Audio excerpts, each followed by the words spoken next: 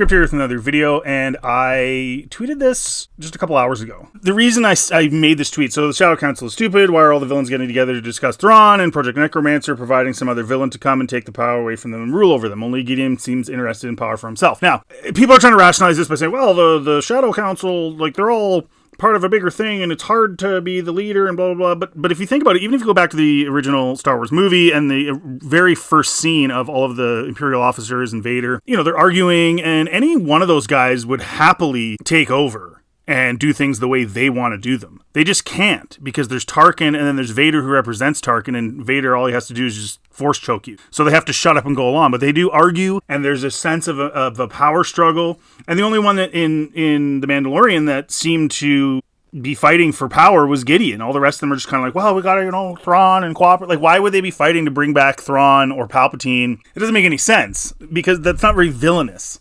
Again, I can see them going along because they have to, but not necessarily because they want to, because they're villains. That's how you write a proper villain. You don't make them you don't rationalize them. They're bad, right? But this is what Disney's been doing. They're sort of trying to blur the lines between good and evil, and it's not really a fight for good and evil. It's just sort of a gray mush. However, I got a response from somebody at Jackart 75337, and he said it actually makes it worse now, or it actually makes it worse because now the First Order should know about Palpatine's backup plan. So why did no one in the First Order know about him by the sequels? Why didn't all of the Imperial remnant just go join the First Order? And yeah, why are any of these people trying to follow a dead emperor? He doesn't have that many fanatics. Not to mention Thrawn. Why are these people asking about his return when none of them are involved in the plan to bring it back? That's right. And the other thing I would add to that is they already saw the Emperor fail, and for all intents and purposes, Thrawn fail.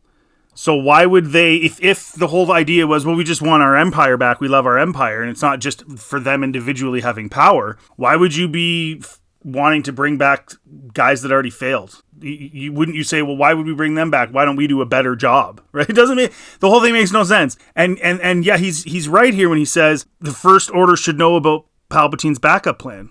Like, that's the whole thing. So this whole scene with the Shadow Council is showing the communications that are happening between Remnant Imperial. So they are communicating, but somehow none of them knew about Palpatine. The First Order didn't know about Palpatine. Nobody knew. It's not even mentioned.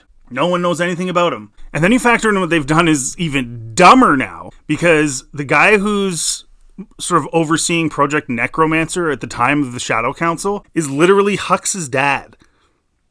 And Hux didn't know about the Emperor. You think you wouldn't have mentioned him?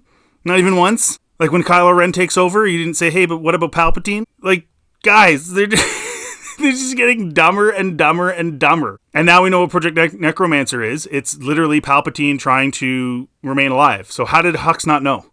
How did nobody know? How did nobody in the First Order know? It doesn't make any sense.